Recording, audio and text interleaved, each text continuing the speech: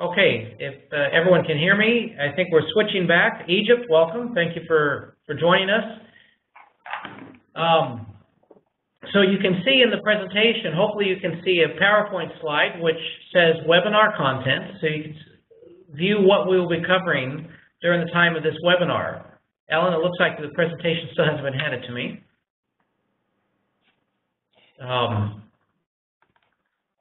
So we have a nice, now thank you, Ellen. We have a nice set of pigeons talking to each other. This is not our own sense of humor, but this is with the help of the Netherlands Education Institute, Nuffic, which we'll be talking more about today. So we'll start off with the concept of what is NFP and what does NFP stand for. So NFP is the Netherlands Fellowship Program, but fellowship is not always clear to everybody. Most of you know, but if you don't know, fellowship is basically another term for scholarships or money for your studies. So the NFP is the Netherlands Fellowship Program and Netherlands Scholarship Program, and we will spend much time today talking about the NFP, as well as the second scholarship program for a few other select countries. So the NFP is the key of today. So NFP and Nsp is a cooperation between several parties, and we've listed them here in the order in which the process works from your point of view. Every year, the Netherlands Ministry of Foreign Affairs identifies a set of countries that are important for them for development, for focusing their funds on development.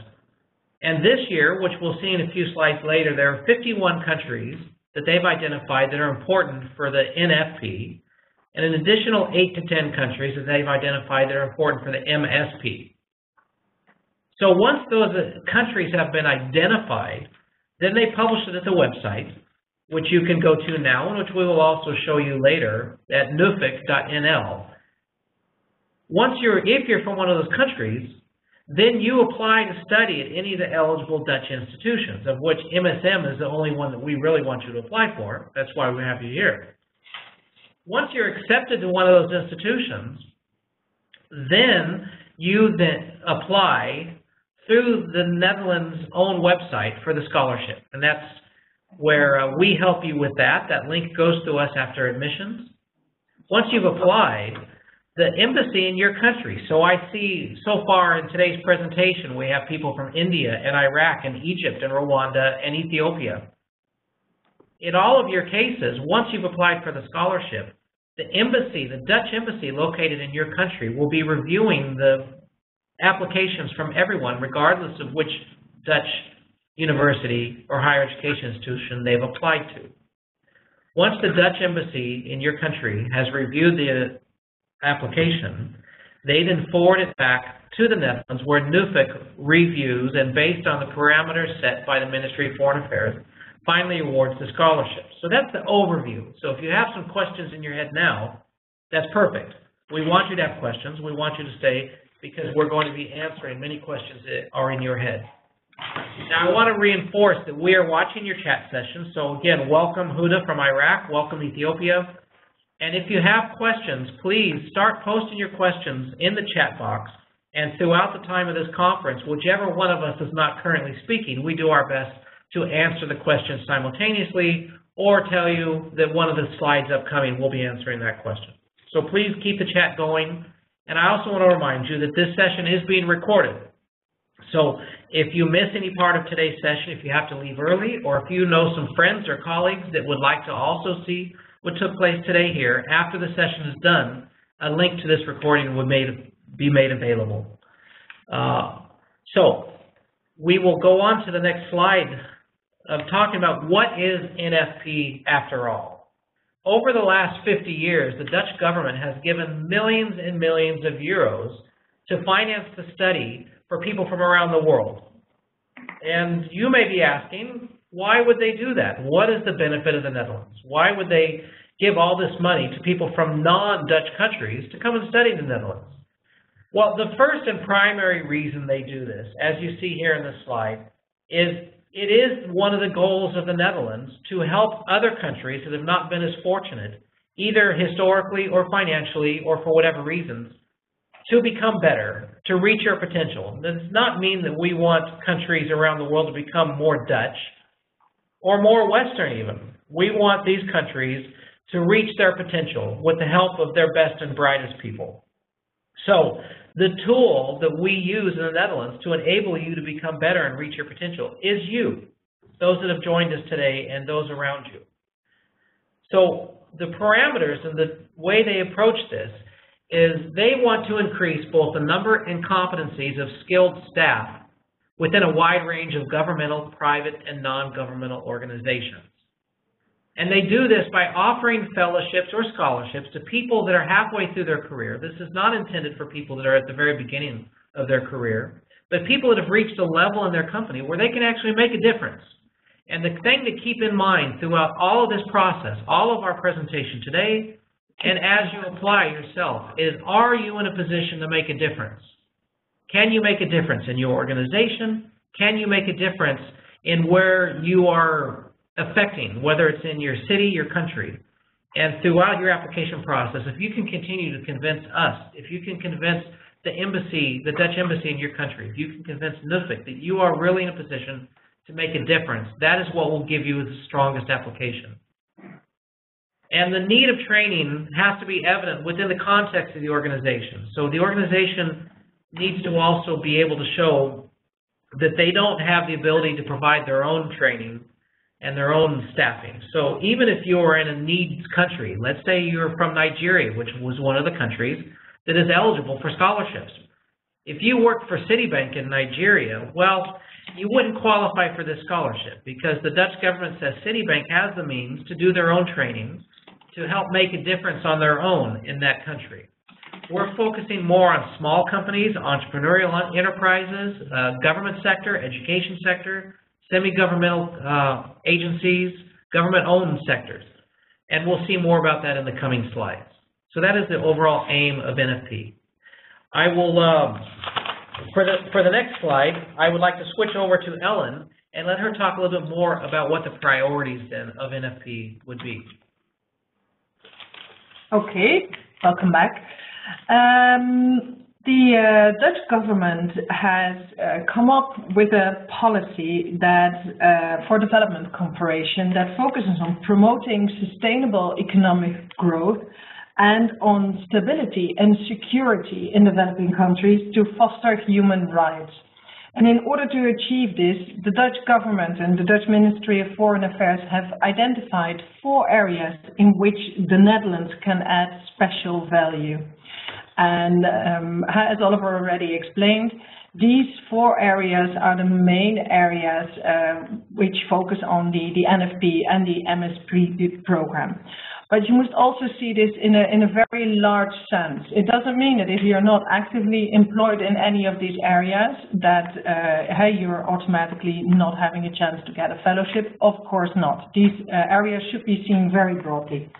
So the first priority area that the Dutch Ministry of Foreign Affairs has identified is food security. And here you can think of either food production or of making markets more efficient by removing trade barriers for certain countries. So it can be international trade-related activities, but also creating a better business climate in order to make the food industry more productive.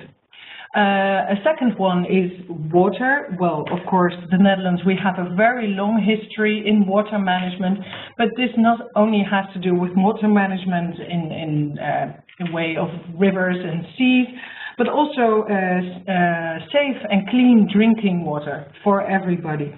Making sure that water is equally divided, and also the water that is used in agriculture, that is managed in a more efficient way. Safety and rule of law have to do everything with the desire of the Dutch government to create stability and security to foster human rights. And the final one, sexual and reproductive health and rights, has to do with the right of people deciding for themselves when and if they want to have children. So in these 4 areas, those are the priority areas of the NFP program. And it has been determined that 35% of the budget will go towards projects or programs that are focusing on food security and on private sector development. But additionally, countries have indicated that they may have a different focus. We will make the list of country focuses available. There is a different list for NFP countries and for MSP countries. And there you can see what exactly is the spearhead area that your country, where you are from, focuses on. And then you can, for your motivation of your application, use that spearhead area to better link it to the focus of your country. Furthermore, it is important to know that 50% of the budget for the NFP program will go to applicants from Sub-Saharan Africa, and that in total 50% of the fellowships will be awarded to female applicants. So that's the overall aim and the priorities of the NFP program. If we move to the next slide, we have here an overview of the NFP countries. It has been determined that the following 51 countries that you can see here are for the 2015-2016 program part of the fellowship program. Two categories have been defined. Again, like the priorities that Nuffic has indicated, priority will be given to applicants coming from Category 1 countries, but Category 2 countries are also taken into account and will also be part of the fellowship program. We will now go back to Oliver, who will explain a little bit more about the MSP program, which focuses on the MENA countries. Thank you, Ellen. So as we saw with NFP, the main priority of the NFP, the Nuffic Fellowship Program, was to give countries the tools to help them reach their potential. And it also focused upon the areas that Ellen just highlighted, in addition to local areas that embassies can define themselves. MSP is a little bit broader. It's a narrower set of countries, which Ellen will talk about, or I'll talk about in the next slide. But this one, the aim is a little bit different. The aim of this is these are mostly Middle Eastern countries that have gone through a lot of change in the previous years and are still going through change. And in the same way that we consider students to be the main tool for change that we're using these programs, MSP also is looking to use students for change. But the change is a little bit different and broader. And so instead of the Netherlands defining the change, as it does in the previous one, with water and rule of law and other things like that, this is aiming to build capacity within organizations where the main idea is to just give students from these countries the ability to make a difference in a broad set of areas. So the scholarships for these programs are not based on topics, but are based on the best people from these countries. We're looking for the best people to train them so that they can go and determine what the priorities are in a time of vast change. So you can see from the next slide, the countries that are included in this is Algeria, Egypt, Iraq, Jordan, Lebanon, Libya, Morocco, Oman, Syria, and Tunisia. Now this list, of course, you may recognize many of these changes from the news in the past couple of years. And so we just want to empower some of the brightest people from these countries to make a difference. And the process after that is very much the same as NFP. The only difference is it's a narrower set of countries, and it's not limited by the topic areas. So what exactly does this fellowship or scholarship cover? I will again bounce the ball back to Ellen so she can tell you a little more about what exactly you can expect to receive if you get awarded a scholarship through one of these programs. Okay, thank you, Oliver. We will get to the exact content of the fellowship a little bit later on in the presentation. First, I would like to get your attention to the slide that we have now in front of us. Some of you may have applied for the NFP or MSP fellowship in the past. And some of you may have noticed that there is a new program now. And there are some changes between the old program and the new program. That's why I would like to draw your attention to this statement, that the NFP or MSP fellowship is a contribution towards the cost of living, and we'll come to it later on what it exactly covers. But it does imply that if there is some additional costs that are not covered in the NFP fellowship or MSP fellowship, that you as the receiver of the fellowship are expected to cover these costs. The fellowships are awarded on a highly competitive basis. I've given here the figures of the NFP 2012 application procedure. You can see that it's about 10 to 50% of the applications that will be awarded with a fellowship. But of course, there are being part of this seminar already increases your chances of being selected for the fellowship. Reading the instructions carefully and trying to give the best motivation and the best quality of documents that you can will definitely enhance your chances of obtaining a fellowship, either from NFP or MSP program. So we will now come to the eligibility criteria. As Oliver already said, you have to be part of coming from one of the NFP or MSP countries. And then one very elementary aspect is that your employer needs to nominate you. And like Oliver said, your employer should not be an organization that has its own means of financing their staff development. Also, it's important that you're employed in an area to which the study can make a relevant contribution, and you should be at such a position in your organization or have such prospects in your organization that your training will actually allow you to introduce these newly acquired skills into the organization. Furthermore, it is important that you are available for the entire part of the program. And of course, anything can happen throughout the program, but if there's anything that you can already predict that's going to prevent you from following the full program through, and I would say especially for the programs that are slightly longer than 3 weeks, the 3 months program or the 12 months program, it's important that you are capable to take part in the entire program. Last but not least, you have to be admitted to one of the MSM short courses or to the MSM MBA program. I will move you back to Oliver for a short recap of what we've just seen and discussed. Okay, thank you, Ellen. So in some ways, we understand that this can be a bit confusing. There's a lot of information flowing out there, and so maybe this is a good point for me to try to bring it back into a manageable perspective of everything that's going on. So there are approximately 51 plus 10 countries that the government of the Netherlands is making generous scholarships available. The process of being chosen for one of those scholarships is a tough process. Only 10 to 15% of the people that want to get a scholarship each year get one.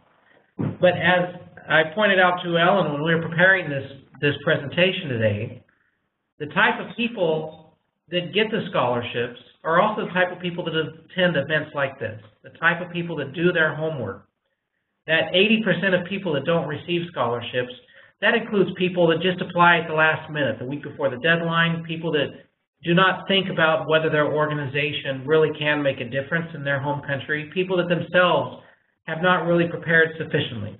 So we feel that this type of event that we're doing today helps put you in that 10 to 15% of those that are eligible. So if you ever have any questions after this presentation, you're always welcome to contact us for more details. The process is very precise, and it's left in such a way that you should not have questions about whether you've done it properly. You either have submitted your passport or you have not. We have a question about what does unconditional admission mean. Unconditional admission means simply that you have been given an offer, an admission letter to join one of our programs. That's part of the application process for the scholarship, is for you to submit the letter saying that you have been admitted. The only types of admission we give is unconditional admission. So don't be thrown off by the word unconditional. It means that, yes, you will be welcome when you show up for studies. You see here in the slide right now that you've had a chance to read while I've been talking, some of the testimonials of others that have gone through the process.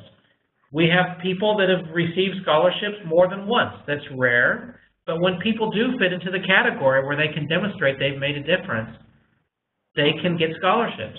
We've had people that have been rejected for scholarships multiple times, and maybe on their third or fourth try, they get the scholarship. So don't give up. Don't be discouraged. There's different types of scholarships. There's different timings. And many times the determining factor of whether you get a scholarship has nothing to do with you. Maybe there were many good people from your country that applied, and there just simply were not enough scholarships to go around. And maybe if you apply the next year with the exact same criteria, maybe there's fewer people that apply. And so it's not always you. And we try to give feedback in the process through the scholarship. There are some points where we can give feedback if you do not get accepted. Not always, but there are some ways we can give feedback. So that's a summary of where we're at this point. And so now, as Ellen said earlier, we'll talk a little bit more about exactly what can you expect. So let's assume that we've helped you navigate the process. You've been accepted to one of our programs. You've applied for a scholarship, and you've just been informed that congratulations, you've received a scholarship. So now Ellen will tell you a little bit more what that looks like. What can you expect once you do receive that good news? Ellen, I'm trying to switch the ball to you. Yes. And it's not letting me. But I think they can still hear you while I figure out how to move that over to you. Okay. Can I move to the next slide? There you go. Yep. Okay. Well, the fellowship will cover the tuition fee for the program of your choice, be it a short program or the MBA program. It will cover the travel costs from the nearest airport of your country to the nearest airport to Maastricht. Depending on the flights, this could be Amsterdam, this could be Brussels.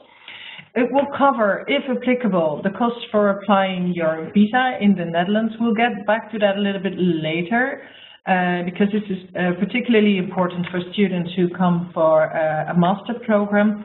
It will cover your living and housing costs in the Netherlands. MSM has its own accommodation that is next to the MSM building, so it's very conveniently located. You don't even have to go through the very rainy Dutch days in order to get here. Finally, it will cover your health insurance and some other basic insurance. Once you're selected, we will give you more details into what is exactly covered under this insurance and what is not. There's also some things that are not covered in the NFP fellowship program, and this is especially for those of you who want to apply for a master degree, the MBA program. For that, you will need a residence permit for the Netherlands.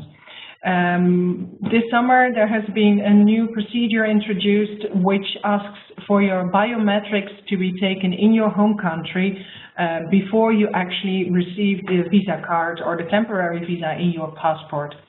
These biometrics, you need to travel to the nearest Dutch embassy. This could be in your home country. Let's say, I don't know if we have somebody from Bhutan in our listeners today. I know that they will have to travel to India to get their biometrics done, and then they will have to wait. And maybe you need to do that in India, or maybe you need to travel back and then go back to pick up your visa. Unfortunately, all these costs, so the costs for collecting the visa in your home country, these are not covered under the fellowship. So for that part, you as a fellowship holder are personally responsible. Again, in our experience, the costs that we've just listed cover the big majority of, not to say everything that is related to your program, but it could be that there may be some unforeseen costs or other things that are not foreseen in the fellowship.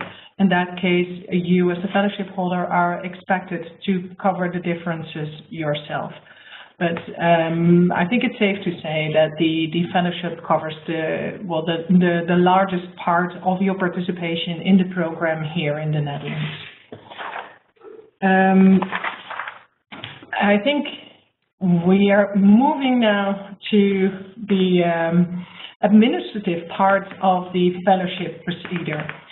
Don't be overwhelmed by the enormous amount of documents that you're seeing here. We've listed the full list that is needed for the MBA program. For short courses, it may very well be possible that not all the documents that you see on this list are needed. Please check our website to see for which program you need exactly which documents. Of course, because it is postgraduate education, what is needed for all programs is a copy of your bachelor or your master degree.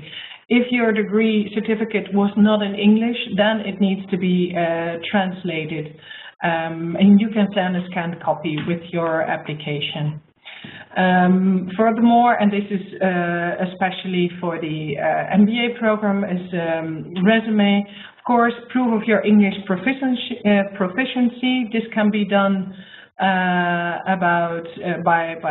TOEFL test or IELTS test, or if your education at the university has been in English, and you can provide us with a copy of a declaration from your university that your education was in fact in English.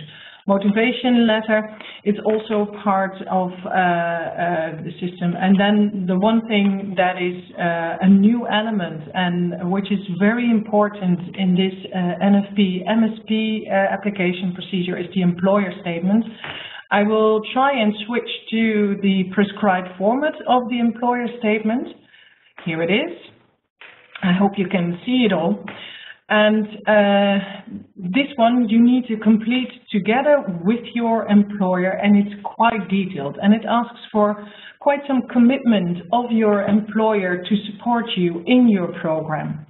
And in the second part, I think we can only see the first part, but we will make sure that you have the full 2 pages available on our website. Is that you will have to fill in a program, a plan to implement the newly acquired knowledge, and that plan has to be very specific and measurable and realistic and very well placed in the time. They indicate in the statement that it has to be smartly motivated, so that's the specific, measurable, assignable, realistic and time-related way of formulating what you're going to do with the newly acquired skills in your organization. So the employer statement is an essential part of your application for the MFP or the MSP program. Then, of course, reference letters and a valid passport. And the passport needs to be valid until 6 months after completion of your program. And last but not least, but this doesn't go for all countries, is a government statement. For certain countries, certain employees or all participants will need a government statement. And I would like to emphasize here that getting a government statement may take some time. Some countries have a lead time of 2 or 3 days, and some have a lead time of 2 or 3 weeks. So, like we said, in order to make your application the best one and the most successful one, don't wait until the last minute. Because as you can see from the list here, especially employer statement and government statement, may take some time, and it would be wise if you would start immediately to make sure that when the moment for the deadlines comes, you have everything prepared and everything ready for your application.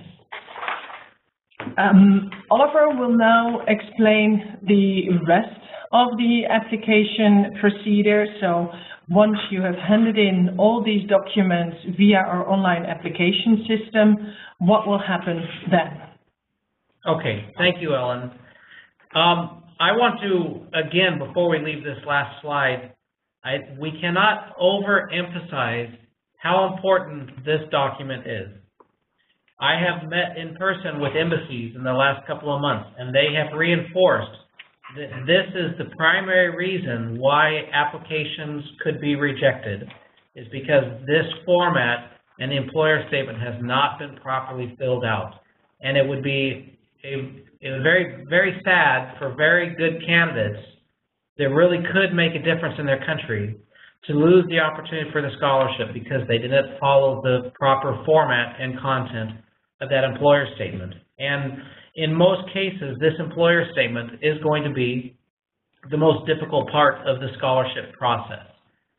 And I believe that Ellen has pointed it out, but I want to point it out again even more heavily, that not only is filling out the employer statement going to be your biggest challenge, this is usually the biggest barrier to candidates from any of the 51 plus 10 eligible countries to getting the scholarship, because it's not just a matter of whether you can make a difference. It's not a matter of whether you get accepted to our school. We would love to have you.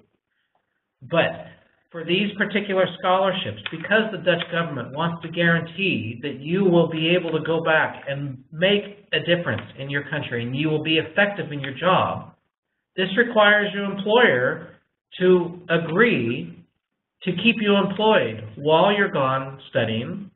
That may be fine if it's a 3-week short course or a 12-week short course, but that same is true if you want to study for 1 year in the MBA. Your employer must fill this out and agree, as you can see, as we're looking at right now, that the candidate's salary will continue to be paid during the period for which the fellowship is awarded. At the end of the fellowship, the candidate will be offered a position at least equivalent to the one you were holding. The candidate won't be assigned work to do while they're here studying. You should be only concentrated on study while you're here. And this is the biggest barrier. So if you work for an organization, whether you work for a ministry in your government or you work for a university, if you can get them to complete this, that's your biggest hurdle. Once you've got past this, then the rest is a bit easier. The rest of the things you see on the slide here are in your control. The transcript, that's in your control. The CV is in your control. Proof of English proficiency, which is primarily for the MBA program and also somewhat for the short courses. Your motivation, these are all in your control. There's 2 things that are out of your control, the employer statement and the government statement. So that's where you should start your planning right now. You have 2 months until the deadline, which we'll talk about on the coming slides. So I want to emphasize that. So what is the deadline? Well, here's the way the process works. Any of you, and maybe some of you want to type in the chat program, so for our own benefit and for the other participants' benefit, please let us know if any of you have applied in the past. We'd be curious to know. And the system that was used for applying in the latest deadline round, which ended in October, was a different system from the past. The way the system works now is once you're admitted to our program, any one of our programs, you will receive an admission letter. In that admission letter, which you'll receive from us electronically, you'll also find a web link. That link becomes active once you have been accepted to a program. Follow that link to Nuffic's website, where you then apply for the admissions, for the scholarship. The deadlines you can see on the screen in front of us. You need to be accepted to one of MSM's programs by latest February 18th of 2015. That's almost exactly 2 months from today. Now, if you're accepted prior to February 18th, if you received your admissions letter, then you're just waiting for February 4th when the scholarship application program comes online. So from February 4th, you will be able to start applying for the scholarship through Nuffic at their own website, which is called Atlas. The application period, as you can see, is approximately 5 weeks, from February 4th until March 9th. After you have completed your application, then it moves to the next step, where the embassies in each country, relevant country, receive all of the files for all the applicants from your country that have applied. They review, and the embassy makes recommendations based on their priorities, and also they're the ones that look at the letter from your employer and any government statements if needed. Once the embassies have created their short list of approved candidates, they forward that list back to the Netherlands, to NUFFIC, and NUFFIC then does the final allocation based on the government's budget for scholarships for that given year. For this upcoming deadline, which is the only deadline of the year that includes the MBA program, the announcement for the grants will be approximately May 25th. Now I say approximately, even though it's announced here, announcement of grant awards. Sometimes they're quick and we may be able to find out results sooner than May 25th, or we may find out right at May 25th and it may take us a day or two to process and communicate that to you. We promise to communicate it to you, and we ask you not to be a little bit patient, to be nice. We have our staff that we know that you're anxious to find out if you've received a scholarship, and we will get that information to you as soon as we know what's going on, because it's important for us to do. So that is the entire process. We just added this as we're proud of our accreditation, and as you decide which school to apply to, because I'm sure many of you, we have currently 54 people attending this webinar, and I'm sure many of you may be applying at more than one institution. There are several institutions in the Netherlands that have programs that would be eligible for the scholarship. But we do want to point out that the Maastricht School of Management, have been in this business for 62 years. We've been doing MBAs. We're in our 31st year of doing the MBA. We're one of the 2% of the world's MBA business schools that have accreditation, and we're quite proud of not only the diversity of our programs historically and the number of people we've had through our school. Over the past 60 years, we have over 20,000 alumni from 120 countries. So not only are we diverse, but we're also very proud of the quality of the education we give here. And we encourage you that if you have a chance to attend a top quality education and get the scholarship from the Netherlands to help finance that, then everybody wins. You win, the Netherlands wins, because we are able to accomplish some of our goals in capacity building and helping your country reach its potential, and you win because you get a chance to spend some time in the beautiful Netherlands, which, as you maybe you can't tell, I'm not Dutch, but I feel at home here, and I really believe in the program that's being run through Nuffic. So we just wanted to reinforce that we are accredited, and very few schools in the world have this unique accreditation. So then what happens once you've been awarded a fellowship? So Ellen, if your camera is still there, if you're still there, I'd be happy to let you continue. Yes. Are you there, Ellen? I'm there. Okay, then I will hand this back over to you. Yeah. Okay.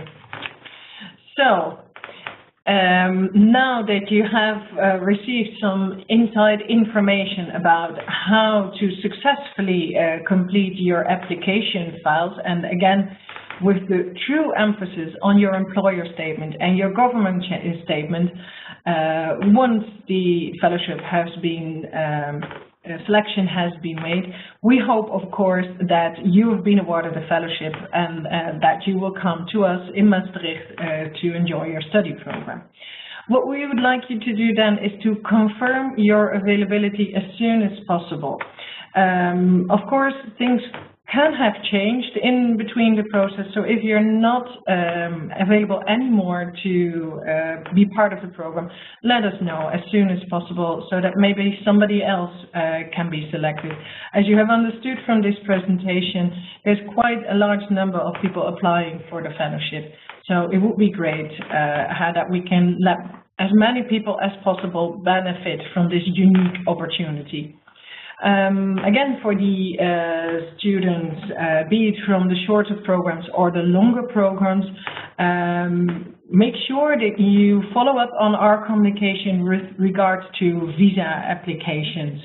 And especially for anyone interested in being awarded with a fellowship for the MBA program, check with your embassy on time, because the biometrics procedure, we found out this summer, can take up to a few weeks. And it would be really, really, really sad if you would come in the program later just for some simple administrative reasons.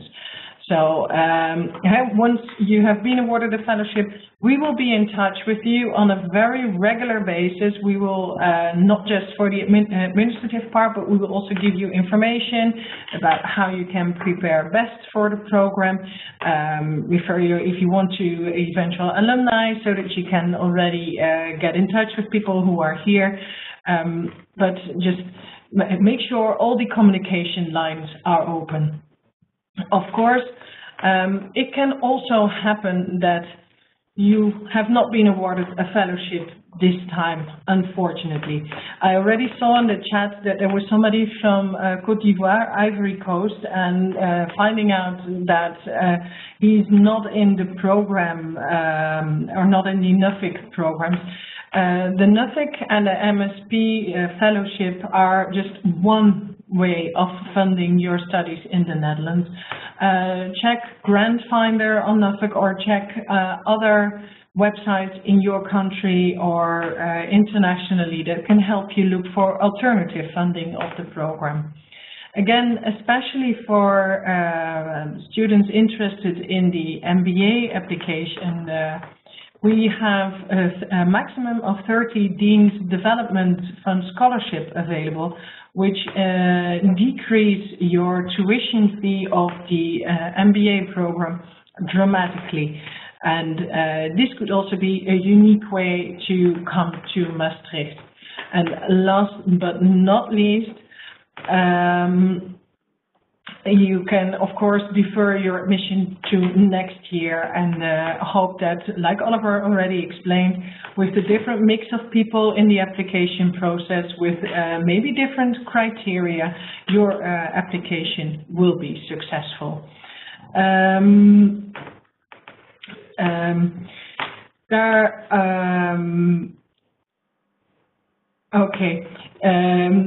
There is, yeah. I would also reinforce a little bit.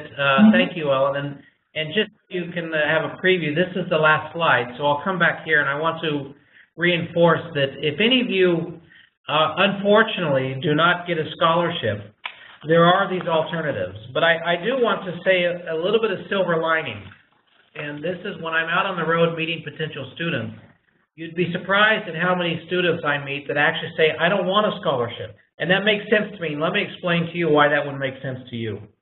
If you have a scholarship from NUFFIC, either NFP or MSP, one of the obligations is that once you finish your studies, you return to your home country. And we support that. We want you to go back and make a difference. That's why we have a passion for what we're doing, because we have alumni around the world that are in important positions, that whether in ministries or members of parliament or leading state enterprises or going off and becoming later entrepreneurs in their own right. That's important to us.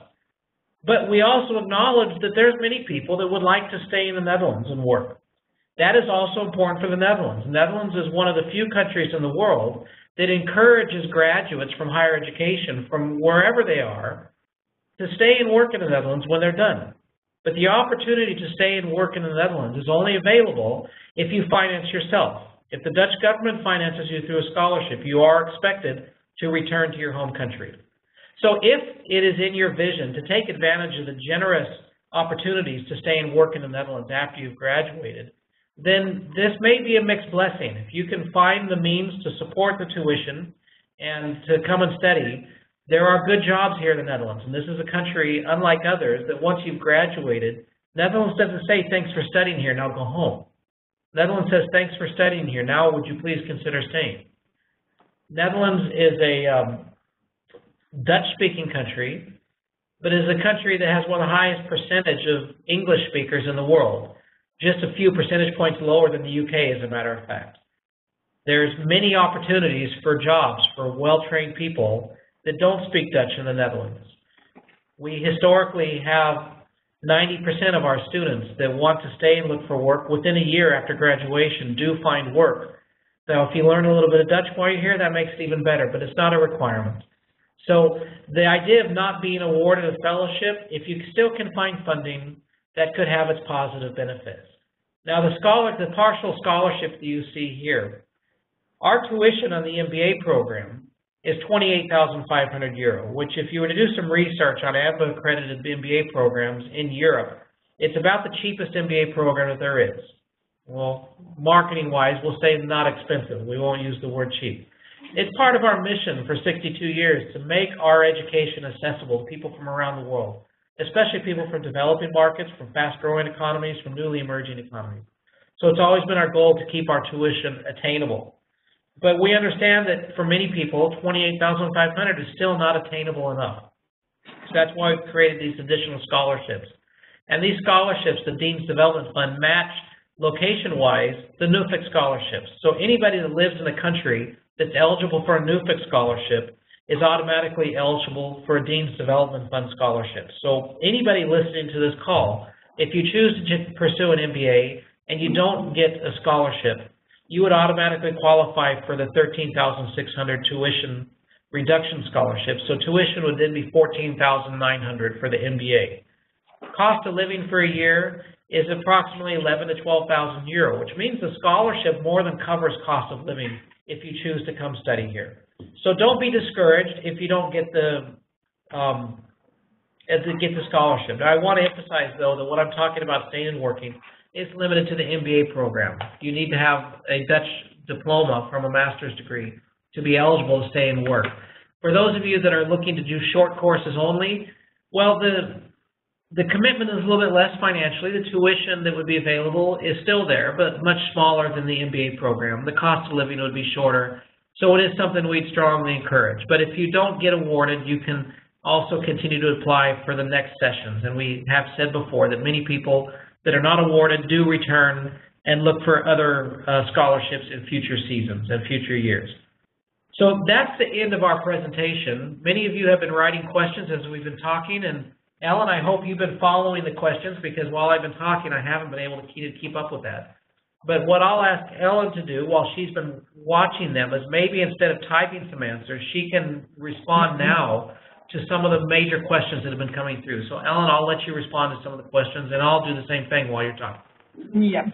I'm taking on a question from Matilda Mwanza. It says, when and how does an applicant know whether or not they are successful with their fellowship application? We have communicated the grant deadline for grant awarding deadline is 25th of May. As already explained, if we know it earlier, of course, we will share it with you as soon as possible, but that is the ultimate date. I also saw a question about the previous deadline coming in. That was from November. There, the communication deadline will be half of January. So by half of January, we will be able to let you know whether you have been, will be awarded with a fellowship, yes or no. So I kindly ask you to be patient a little bit longer. And let's say latest half January. Yeah. Around January 15th, but we will endeavor, if we have the information from Nuffic board before then, to get the information to you as soon as possible. But latest January 15th, you'll be informed of whether you're one of the happy people that have received a scholarship or whether you have to look for alternative funding. I'll pick up also where we have a question here from Alfan from Jakarta, which, hello Alfan. I was in Jakarta last month and I actually fell in love with the city and the country, so nice to see you. Yes, you can apply multiple times. This is actually a recent change to Nuffic scholarships. Nuffic had, up until this year, a limitation that if you've received any scholarship to Nuffic, Student Ed, by the way, is a unique one just for Indonesians. And if any Indonesians want to learn more about Student Ed, you can follow up with us directly later. But if anybody, previously, if you'd received a scholarship, I believe the LNA was within a 5-year period, but there was a period where you could not apply again. Well, those have been removed. So if somebody came and studied in Maastricht last month with a Nuffic fellowship, they would be fully eligible to apply again immediately for another fellowship. Now, we do know from previous history that the embassies do remember people that have applied, because in some countries there's not a lot of people that apply. So they may recognize the same person applying multiple times and may not be inclined to give you a scholarship because they want to give somebody else an opportunity. But that's not necessarily so. Maybe they've seen that you have made a difference previous times and they're happy to reward it again. So you are welcome to apply again if you've already received a scholarship in the past. Ellen, have you seen any other questions fly by? Do you want to try? Yes, well, there's two things I want to add to the Indonesia remark, that in Indonesia on the 10th of January, NUFFIC or NISO Indonesia will organize a special session dedicated to all the fellowships that will allow people from various backgrounds to come and study in the Netherlands. Then there was another question that if you have not been accepted and you've not been able to raise alternative funds, can you use your acceptance letter to apply for the next scholarship? Or do you use a new admission letter? Yes, indeed. You can defer your admission, so you will not have to hand in the entire package of documents, but you will have to register again in the Atlas system, and for that you will need a new admission letter. But you can then indicate in the system that you want to defer your admission letter, and then automatically a new admission letter will follow. But you will have to register again in Atlas. And for this Atlas system, you will need the employer statement and the government statement. And since there's probably a year that has gone past your previous registration in the system, you may need to update that. So if you have not been successful now and you want to try it again, please make sure that you also plan and time that correctly so that you increase your chances of getting the fellowship this time. So I'll give it back to you, Oliver, to see if you have seen more questions. I've seen two others that I'd be happy to help with. One, which is understandably a bit confusing for some, is the government statement. Yes. There's actually only a handful of countries where applicants require government statements. And from our analysis, in general, they tend to be more from the Middle Eastern countries. And even then, the countries that require government statement is often just for those that work specifically for the government or for a ministry of the government. And there is a listing which is available at NUFFIC's website, which you can find a link through our website. But if you go to NUFFIC website, there will be downloadable documents which include an Excel spreadsheet which lists each of the 51 or 51 plus 10 eligible countries, and if your country requires a government statement. I would say that probably in less than 10% of the cases is a government statement required.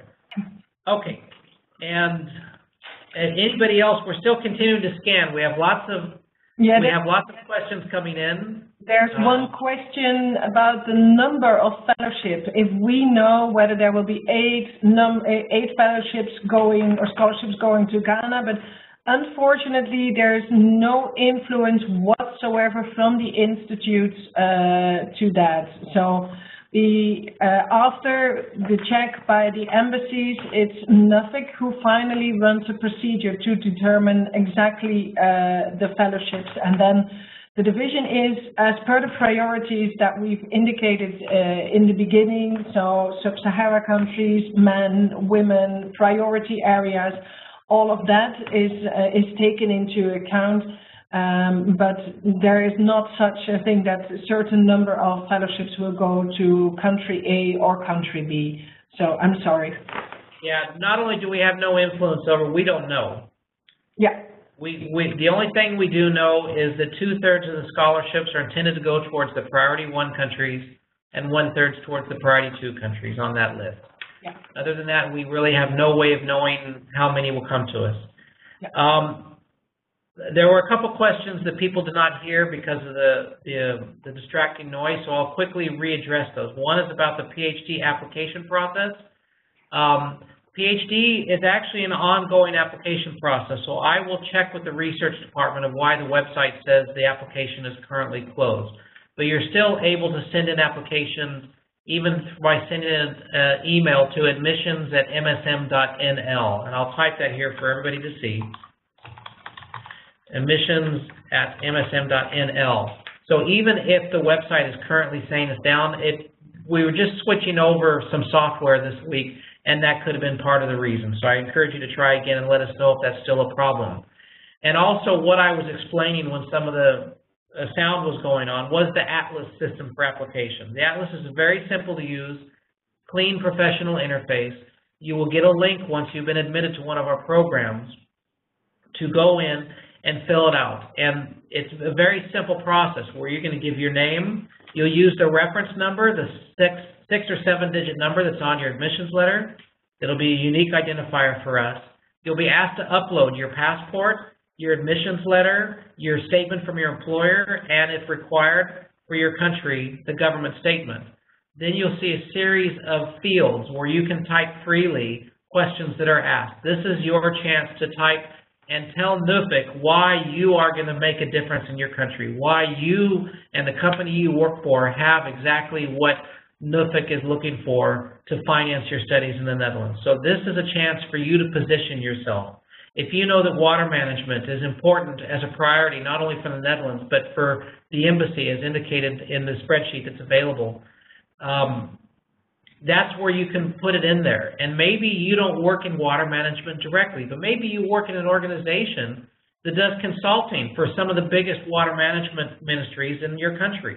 Highlight that. Say that through what I do in my work, I have a chance to interact with people that are in your priority areas. Maybe you work at a medical school. Well, you're training people that are helping with women's reproductive rights or helping in those ways. So this is your chance to bridge that gap, to make that link possible. Don't count on the embassies that review your file to make that link on their own. Don't count on NUFFIC when they do the application review to make that link. Your one chance is to write in that field. So it is a very easy to use system. You do need to redo the application on the Atlas if you have applied for previously and you want to do it again. It doesn't carry over. And that's important.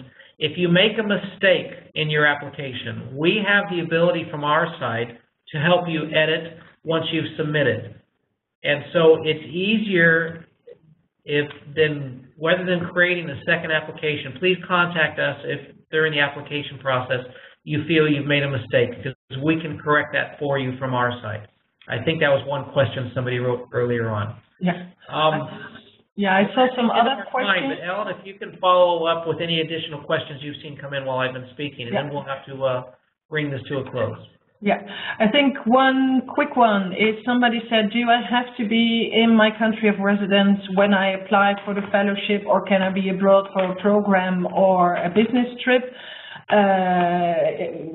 Let's say, what is most important here is that you have an employer statement that supports your application. If for your job it is required that you have trips abroad, of course you can be abroad, but from the employer statement it should be very clear that how your nomination and what you are going to do contributes to the development of your organization and the further progress of your country. A final question that I saw coming in: when awarded the fellowship, and it starts, for example, on May 18, when do you need to be here? Well, MSM will make your travel arrangements. That's why I said earlier, when you have been awarded the scholarship, please make sure that all the communication with us goes as quickly as can so that we can make these arrangements for you. But in general, if the program starts on Monday, then normally you will arrive either the Saturday or the Sunday before. The program in general ends on a Friday, so then normally you will leave either the Friday or the Saturday after. So that would be the normal travel schedule for any type of program. I don't know if there's new questions in. Well, I think any other questions we'll have to have to follow up because of the time limitation. We don't want people to feel like they have to leave at 3, that they've missed something important. We have covered all the important things.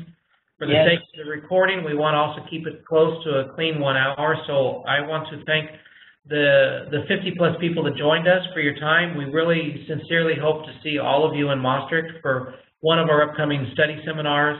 I've listed in the chat window the email address for admissions at msm.nl, who can continue to answer any questions that you have. You can also find our contact information at the website and more details there.